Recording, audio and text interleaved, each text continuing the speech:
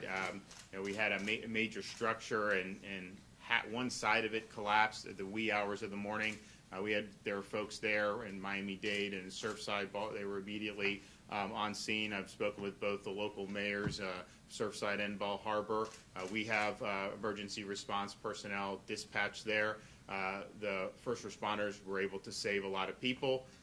They are going to be going through more, and it's a really, really tragic situation. So we'll hope for the best in terms of additional recoveries, but we are bracing for some bad news, just given the destruction that we're seeing. So I'm going to be making it down there very shortly, and the state's going to be able to do. We'll be helping out in any way that we can. But I do think the quick response was very important, and I do think it saved lives. So I want to thank the folks for their bravery in doing that.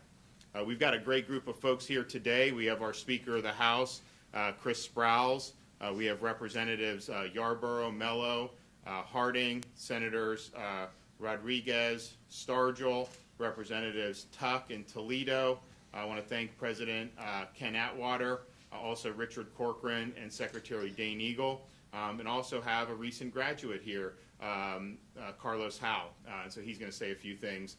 So I want to thank, this is really a neat building. This is a state-of-the-art allied health building. It's 4 stories, and it has a simulated hospital where students can train in real-life situations. And we're standing in an area where EMTs and paramedics train using simulation ambulances that you see. We've got a tour going through there. I mean, they showed simulation of like an ED room, more of a traditional hospital room.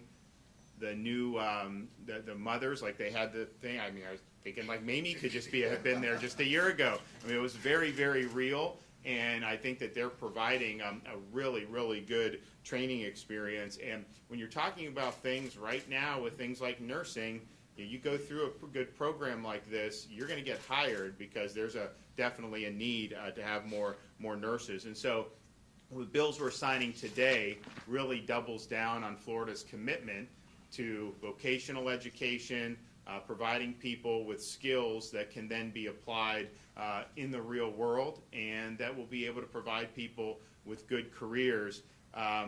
There's been a view for, when I was growing up, it was like you got to go to a normal 4-year college and you got to get a bachelor's degree, and if you don't do that, you're not going to be successful. That was not true. I think it was well-intentioned.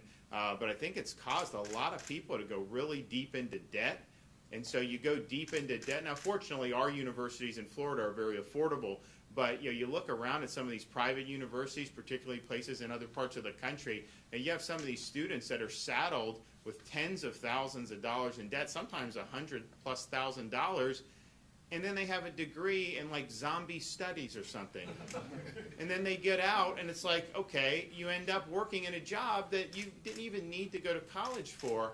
And so we're proud of our university system. Obviously, that's an important track for many people. But I think what we've tried to emphasize since I became governor is, pursuing vocational education, pursuing career education, technical education, pursuing a career in the skilled trades is admirable. It's something that could lead you to a very productive career. I mean, you see some of these industries, the way they're hiring folks that have some of these skills. The kids get hired out of high school, or they'll do some vocational education. They don't go deep into debt, and they're making pretty darn good money. And they're not, and then they have a pathway to go forward, and a lot of people can start their own businesses with all this. So we really believe across the board, making sure that the education opportunities are really diverse. And it's not just trying to shoehorn everybody to go to a traditional 4-year brick and ivy university. And these bills today that we're going to sign really, I think, continue on that pathway. You're going to hear from Carlos Howe. He's a U.S. Army Reserve veteran. In May, at age 46, he graduated from the nursing program here. He came to the U.S. at 9 years old from Barbados. He joined the New York City Fire Department, eventually joined the Army Reserve. As a reservist, he became a licensed practical nurse, LPN. And after serving in Fort Bliss, Texas, he came to Florida to pursue a degree in nursing. Initially looked at USF, eventually ended up here at Hillsborough, and he was able to get this credential, and he now has additional opportunities as a result of it. So he's going to come up and talk about some of the things, some of the doors that this has opened for him. But ultimately, that's what it's all about. It's about providing people with the tools for them to make the most of their talents and their abilities, and to pursue dreams in a wide variety of fields. We're happy with what we did in terms of the money that we secured in the budget for things like apprenticeships. We did another $10 million for apprenticeship grants, also $25 million for workforce funds at state colleges.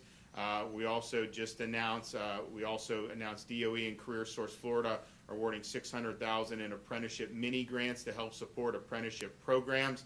And Commissioner Corcoran and CareerSource will make these 24 awards. Actually, they're going to make them today, and 3 of them are in Tampa.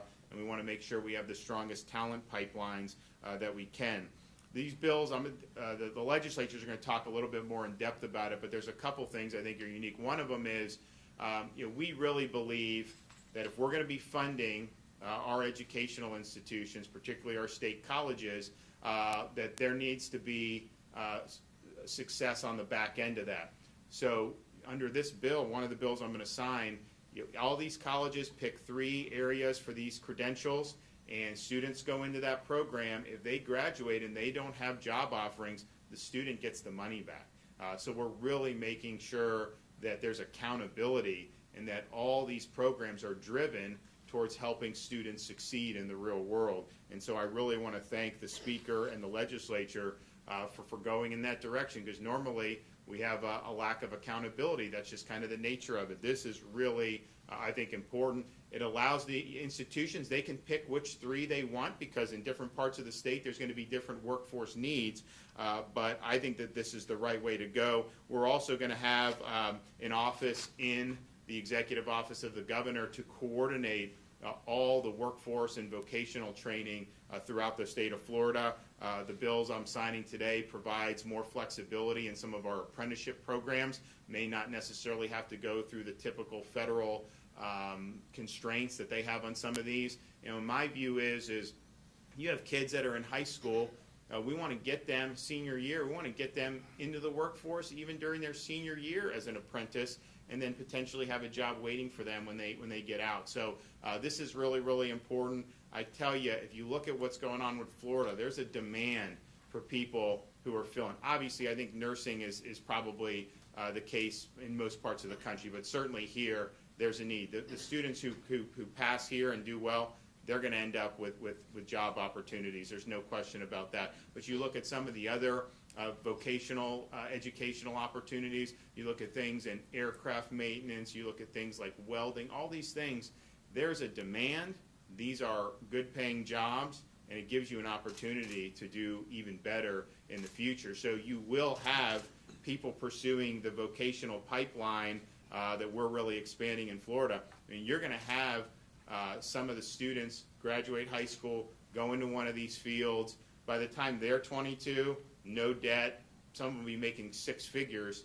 Some of the people that went to like a private school out of state, they may be not making 6 figures, they may be owing 6 figures and may not have a degree that's really going to carry them far. Now, hopefully not a lot of students end up in that pickle. I do think that there's been in the last 5-10 years a lot of kind of reality check on what the universities are producing and what they're not.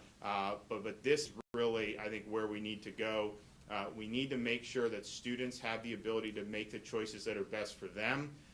And there is no choice that is inferior to another choice. The folks that end up graduating here in nursing, they're no worse than somebody that graduates at a different university with a different degree. There's a whole bunch of different pathways to success, and there are so many admirable career endeavors connected to workforce. So thank the legislature for really taking this on. It's been something that we've worked very hard on for the last many years. We've seen good results, but I think we're going to see even more in the years to come. So thank you, and it's my pleasure to bring up the Speaker of the House, Chris Sprowls.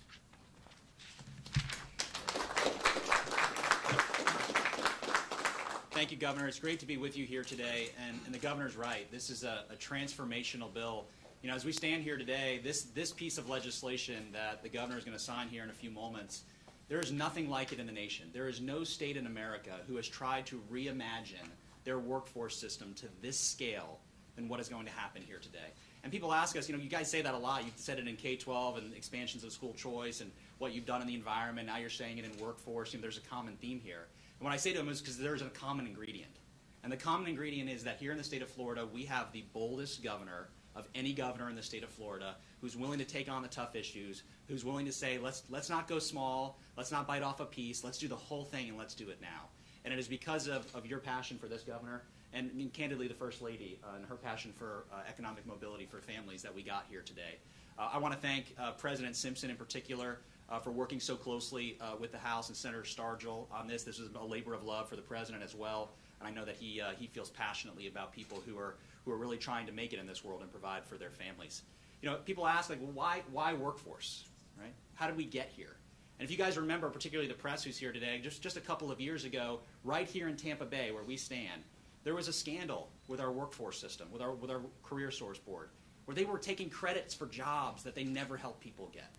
That they were more concerned with national awards that they didn't earn or dollars in bonuses that they didn't earn than they were about actually helping someone who came through the door or made a phone call because they needed a job, because they wanted to provide for their family. And that became an investigation of the Florida House that then Speaker Corcoran helped us initiate and has continued through this day. But what we found when we threw open all the couch cushions was that we have this disconnected, disjointed workforce system where people are doing little parts of things, but they're not doing it together. You know, I think it was Representative Yarborough who's used this analogy in the past, but it would be like a symphony, and they're all playing off of a different sheet of music. And you just have this cacophony of just ugly sound. And under this bill, we put everything together. And now you have a melody of economic mobility, where we say the Department of Education and the Department of Economic Opportunity and DCF, they're all going to work together. And regardless of that person who's looking for that job or for that economic mobility, if they're sitting on their couch and they get online, it doesn't matter which door they pick to go through. They're going to end up at one place. There is no wrong door anymore. We've gotten rid of it. Because we want you to get to the same place so that you can find out what is the right job for you. You should have a career counseling element. You should be able to say, what are the hot jobs in my zip code that I'm qualified for? And if I'm not qualified, is there a local credential that I can go here to HCC or to St. Pete College to get that? How do I get that? Is there an opportunity to get a discount? What are the ones, as the governor said, that you're so confident that I'm going to get a job that you're willing to give me a money-back guarantee? Think about that. Find me another state in the nation that is doing what we are doing, that is taking that and saying we are going to put our money where our mouth is. Government doesn't do that. Private enterprise does, but government doesn't. But we are so confident with our folks who are running our state college system, and we are so confident with the demand on Floridians for jobs that this is going to change their lives forever, forever. I want to thank Representatives Yarborough and Mello, who took on this, this huge task. This is a 100-page bill in order to kind of rework our entire workforce system. And they went member to member. They went to the Senate. They worked with our Senate sponsors in order to make this happen. And I can tell you that of all the many things that we're going to do this year, when it comes to the economic mobility of families, when it comes to those conversations around the dinner table about your next job or how you're going to plan for college or how you're going to make your rent payment, this bill, more than any other, is going to help Florida families. And for that, I'm very, very grateful to the governor, and I'm very grateful to the members who've worked on it. All right. Good job. You ready? Thank you, Governor. Yeah, absolutely. It's a pleasure to be here. Good morning. I want to tell you a little bit about my story. After coming from Fort Bliss on a Army mobilization with my reserve unit, I decided to further my education, and Florida was a perfect state to do that. The cost of living was reasonable, so I came down here, applied to USF. They recommended that I come to a junior college and then do that and then go to them. So I came to Hillsborough Community College through the Veteran Services Program. They did a seamless program for me and allowed me to do my pre-nursing. And then in the interim between pre-nursing and when my nursing program started, I did the entrepreneurship program here as well with Dr. Andrew Gold. And then just recently this May, completed my nursing program here, and now I'm set to take the NCLEX and my nursing boards. So that's kind of my story. And also I want to mention the staff was very helpful. My mom passed away in May, and they helped me actually complete the program and helped me out a lot with that. So thank you You very going to much. stay in Tampa Bay area to work? I am. Hopefully, eventually, I could work at Tampa General. They treated me very well during my internship over there. So it was a pleasure to be there. So I hope to work there. Good, eventually. good. Well, good luck to you. Thank you. All right. All right, Kelly Starkville. Thank you, Governor, and thank you all for being here today. Thank you for the work that you did in the House, Speaker Sprouse, and trying to make sure that we brought together a bunch of systems that we've done over the last few years and made sure that we really had a good return on investment for our students, that they actually are getting what they're expecting when they go to higher education, or even part of the bill that hasn't been talked about, which is something I've worked on dual enrollment. We have a phenomenal partnership with our high schools and our colleges and making sure students can do dual enrollment. Many students graduate with the AA from high school and are able to immediately go out into the workforce and capitalize on that education. So I think what you see here are a bunch of people who've worked together to really make sure the people of Florida are having a true investment from the state and their investment in education, so that they can go out, they can get a job, they can actually have a future that we all hope for everybody. And it was a long time coming to bring all these things together. But as the speaker said, no other state's done anything like this. I think it's going to be amazing for the state of Florida. So thank you. Great, thank you.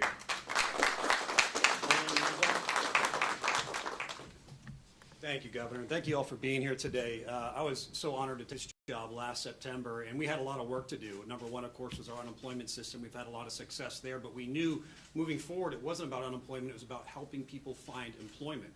The crisis was going to end, COVID was going to be done, the vaccines are here, it's time to get people back to work. So in January, I was very honored to stand with the Governor and the Speaker to announce we were going to be diving deep into our workforce system. And I want to thank the Governor for his leadership in challenging us to do so, the legislature and the bill sponsors for delivering, but really the Speaker of the House for making this a priority and for his vision in delivering exactly what we're about to sign today. This is, as he said, a visionary, robust, comprehensive bill that is going to change the way workforce is done, quite frankly, through the entire country. We're doing it here in Florida.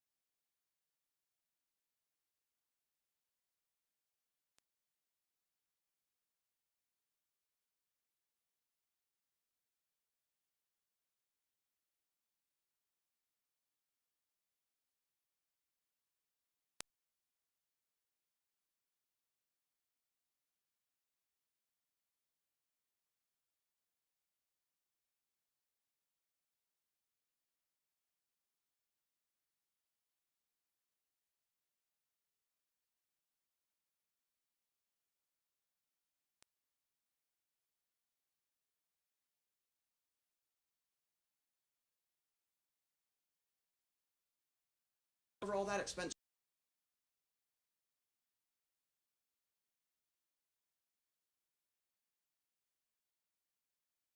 People hope for a real future. It's a high skill, high wage.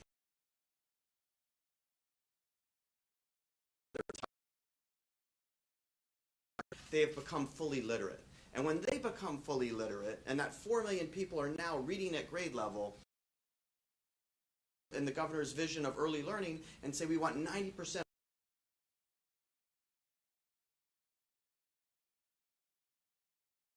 state under the NAEP, is not even 50, give or take 45.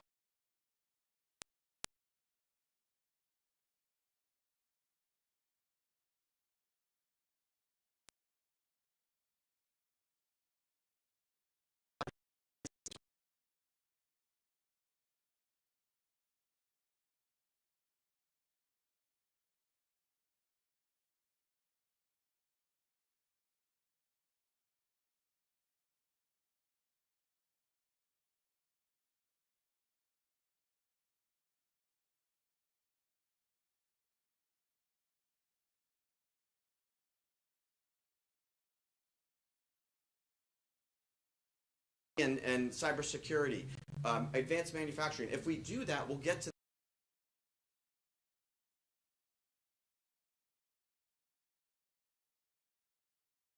speaker and the governor said, it's not just this great job, this great career. It's not just all of a sudden the kids being more literate because you're solving this intergenerational literacy issue. It's changing culture and it's changing society and creating a republic that lasts for another 230 years. Spectacular fashion, and it's been said by the senators, it's been said by the speaker, it's by the governor. There is no close to what's happening in education and workforce than the state of Florida. And so, for your leadership, Governor, and your leadership, Speaker Sprouse and Senator Stargell, thank you so much. Okay, I will.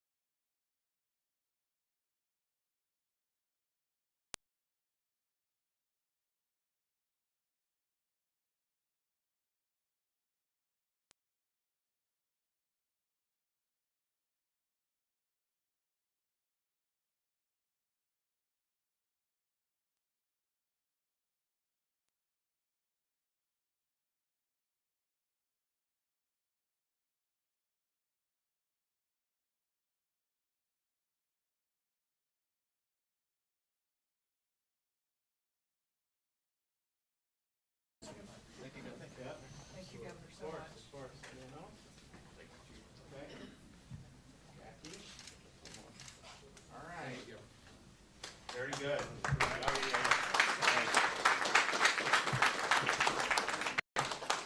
Well, it's always great to be able to really see a lot of these legislators day after day because it was a very productive session, and we're really, I think, have addressed a lot of very, very key issues.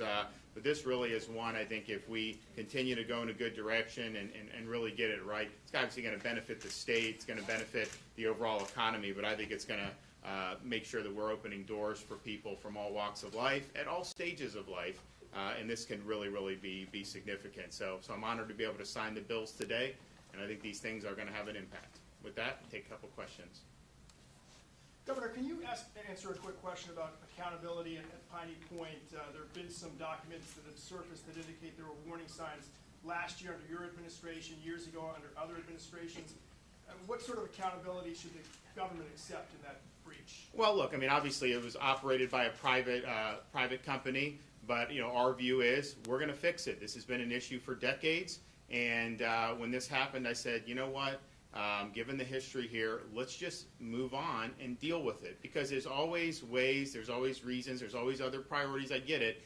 So we secured $100 million to do it, and so that will happen. And so you deal with problems, you got to solve them, and so we're able to do that at this point. We got great support from the legislature, and that's what we're going to be doing. It's clearly been an issue for a long, long time, and in the past, you can look back. Did they have wherewithal? I don't know, but I know now this is on our plate, and we're going to deal with it. Governor, will you be heading to Miami in the next couple days at all and speaking? Probably. I'm going to go today. Yeah, down to Surfside. Yeah, we're going to go. We have our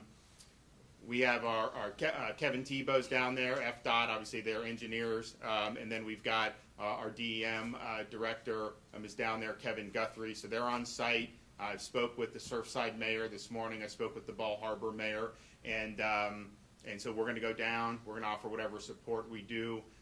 When you see something like that happen, these first responders are going into that building. We didn't know whether it was the whole building would collapse. And so we're going in, they're risking their lives in order to get people to safety, and they were able to save a lot of people. They were able to have pulled some people out of even rubble already. But there's so much destruction that they have not gone through everything. They're going to be going through a lot of that today. And, we're hoping for additional rescues, but we're also bracing for some potentially terrible news, because it was a real catastrophe. For that to happen at 1 in the morning, I mean, these are folks probably, and it was mostly occupied. It was over 80% was occupied, and so it's a really, really tragic thing. But whatever support we can provide, we want to do that. We are in contact with the local officials, and I will be going down later today. Okay. Have you gotten any word on how many, 80% occupied, have we gotten any word on how many people that might involve? So I think a lot of it is I know that they've rescued a number of people, and I think it would be escorted out or rescued, and that would be I think it would probably be at least 100 that have been brought to safety. How many were in the building? I wouldn't want to speculate on that. I think you're going to get more information as the day goes along. But if you looked at kind of the part of the building that collapsed, I mean, you could see like the balconies, like one on top of another. I mean, so this was a really, really catastrophic incident, and I know there has been some documented loss of life, but I think that this is going to be a really difficult day as they go through, and hopefully they're able to save a lot more people, because they have done a heck of a job so far. But man, it's a really bad situation. So we're going to go down there, and the state's going to help in any way it can. Thanks, everybody. Thanks, guys. Appreciate it. Yeah. Thank you. All right.